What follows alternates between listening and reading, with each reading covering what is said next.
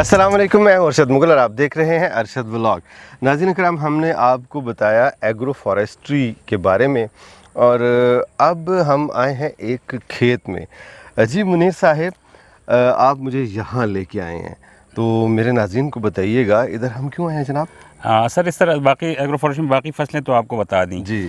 इसमें जो गन्ने की काश्त होती है आम तौर पे हमारा ख्याल होता है, आम तौर पे हमारे किसान भी कहते हैं कि जब हम दरख्त लगाते हैं इसमें गन्ने की फसल नहीं होती। सही। या गन्ने को संभालना जो है जी। ये मुश्किल होता है, इसमें खालियाँ बनाना। तो ये मैं आपको दिखाऊंगा कि इसमें हम गन्ने की फसल उगाते किस तरह हैं। अच्छा। और किस तरह इसमें इसकी पैदावार लेते हैं। सही। तो आप मेरे साथ आइए जी। अच्छा सर, इस तरह आम तौर पर हमारा ख्याल होता है कि जब हम इसमें दरख्तों की लाइनें लगाएंगे, इसमें जो वट्टे बनाना होता है ये मुश्किल होता है। ट्रैक्टर से आप बनाएं चाहे बैलों से बनाएं, जी जी। हाथ से तो हो जाता है, लेकिन इसके मेन इसमें आप देखें अगर लंबाई के साइड पे आपने लाइनें लगाई हैं, इसमें वट्टे जो है इसी साइज़ पे बनते हैं। हमारे किसान का ख्याल होता है कि जब आप सीधे वट्टे बनाएंगे इसमें पानी नहीं रुकेगा, गन्ने की पैदावार ठीक नहीं आएगी। लेकिन हम साल ब साल इसी किस्म का तजर्बा करते हैं और इसकी अच्छी पैदावार आती है। इसमें आप अगर देखें, इसमें ट्रैक्टर के लिए ये मुकम्मल जगह है। ये इसमें जो वट्टे बने हुए ये ट्रैक्टर के हल से बने हैं। सही। इसमें इसमें बुआई भी हमने ट्रैक्टर के इससे की है। अच्छा। और ये देखिए दरख्तों की लाइन, ये पहले साल के दरख्त हैं, इंशाल्लाह नेक्स्ट ईयर के लिए जी ये काफ़ी बड़े साइज़ के हो, तब भी इसमें कोई मसला नहीं हो क्योंकि यहाँ से ट्रैक्टर एंटर होता है। जी जी। और इसमें जो काम करना होता है आसानी से हो जाता है, चाहे दरख्त कितने भी बड़े साइज़ के हों। ये गन्ने की फसल आप देखें तो आपको माशाल्लाह। अच्छा, ये आप सिर्फ पॉपुलर ही लगाते हैं? हाँ सर, मैं सब दोस्तों से कहता हूँ जी।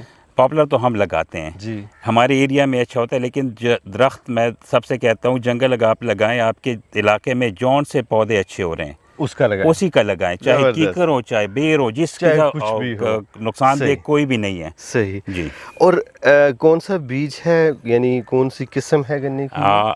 ये तो सर CP90 है, लेकिन यहाँ हमारे जो अच्छा हो रहा है यहाँ गुलरहमान जो है हमारे मर्दान रिसर्च वाला, इसके अच्छे रिजल्ट्स आ रहे हैं। इसरार शहीद, इसके बहुत अच्छे रिजल्ट्स आ रहे हैं सर। अच्छा जी। कितना वक्त हो गया जी इसको आपने काश्त किया हुआ है? सर ये तो हमने इसकी गंदम में इसकी इंटरक्रॉपिंग की थी क्योंकि इस खेत में हम गंदम लगाते हैं। अच्छा। उसके बाद इसमें गन्ने की इंटरक्रॉपिंग, गंदम की कटाई के बाद इसके पौधे थोड़े से बड़े होते हैं, लेकिन जो ही गंदम हटती है ये बहुत तेज़ी से बढ़ते हैं। अच्छा। जी, इसकी बुआई जो है सर ये हम फरवरी में करते हैं गन्ने की। अच्छा।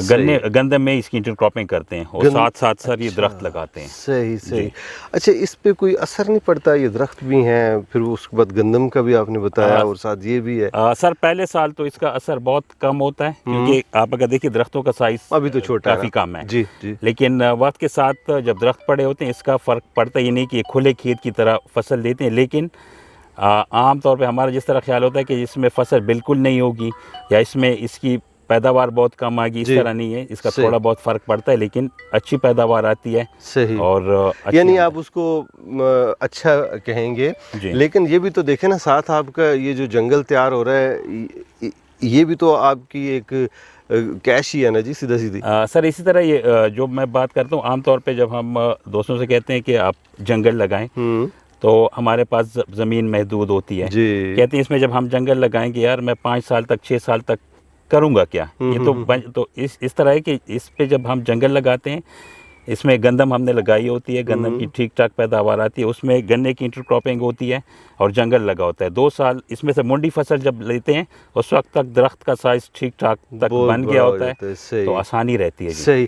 इसको आपाशी का कौन सा निज़ाम है आपके पास? यहाँ तो सर नहरी आपाशी है और आसानी से हो जाती है। पानी का कोई मसला नहीं, इंशाल्लाह पानी का कोई मसला नहीं है। इसमें खादें भी वगैरह इस्तेमाल करते हैं आप? इसमें सर इन खेतों में खादें इस्तेमाल करते हैं। आपको मैंने जो दूसरे फॉर्म पे पहले जो बताया वो फुल ऑर्गेनिक है और इंशाल्लाह इसे भी ऑर्गेनिक, इसमें ऑर्गेनिक मैटर खूब बड़ा है, लेकिन इस वक्त ये पूरी तरह डेवलप इसका खेत अभी नहीं हुआ। मैंने जिस तरह आपसे कहा है कि हम नए प्रोजेक्ट्स जॉइंट वेंचर पे करते हैं, कुछ लीज पे करते हैं और बंजर ज़मीनें आबाद करते हैं, उसके बाद इसमें फसलें लगाते हैं। तो ये इसका भी पहला साल है इस खेत का।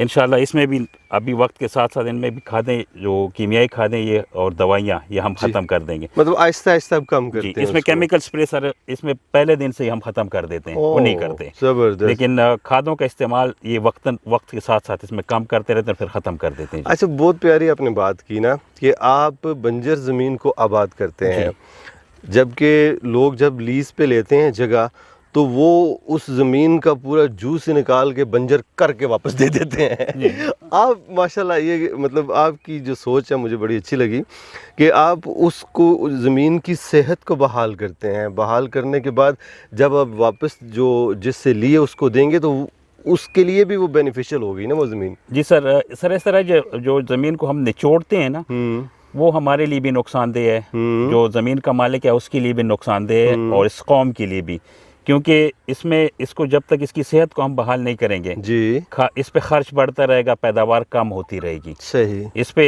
कीमियाई खादें डालते रहेंगे, वक्तन फ़वक्तन बढ़ाते रहेंगे हम, तो वक्ती फसल अगर उस तरह करेंगे तो फिर फ़ायदा नहीं होगा, किसी को भी नहीं होगा। सही सही।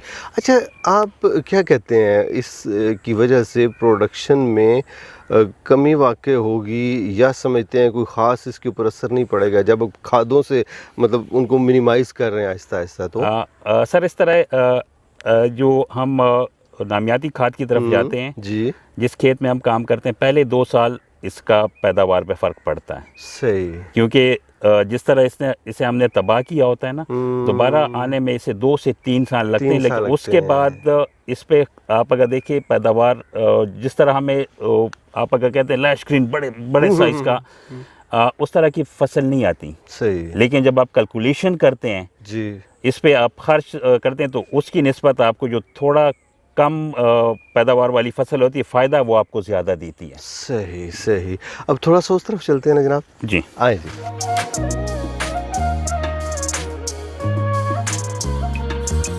ये कितना अर्सा हो गया जी आपको ये वाला गन्ने वाला काम करते हुए? गन्ने वाला काम करते हुए सर ये हमें 5 साल हो गए सर। अच्छा। 5 साल से इसमें हम गन्ने वाला भी कर रहे हैं जी।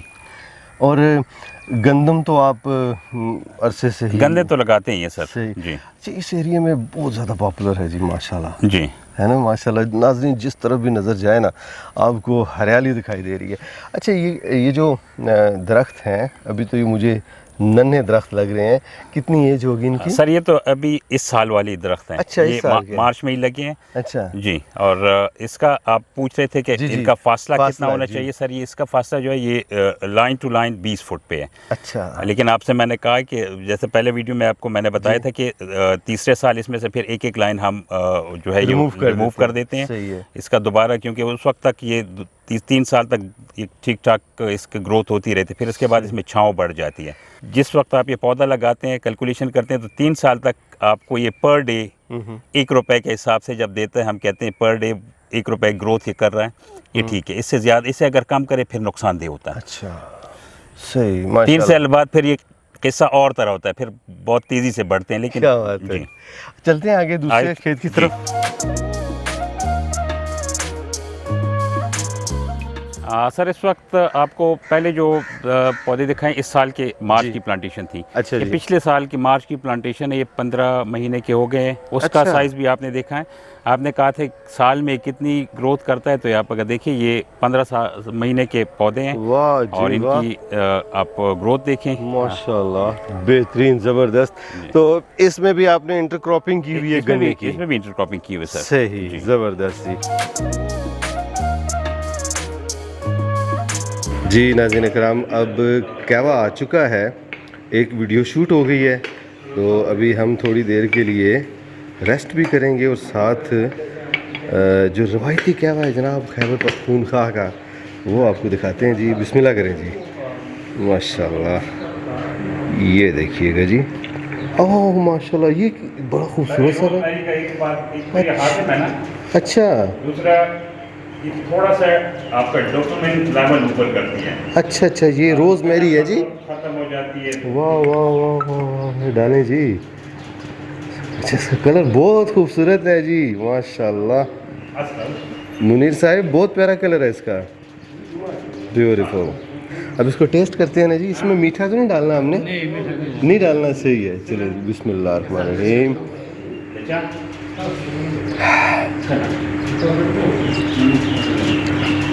वाह वाह वाह वाह वाह, माशाल्लाह, लुक एट दैट, ज़बरदस्त।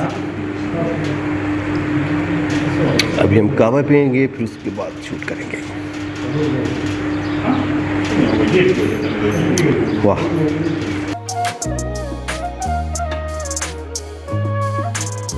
Thank you so much Munir Sahib, माशाल्लाह बहुत ज़बरदस्त इन्फॉर्मेशन आपने शेयर की।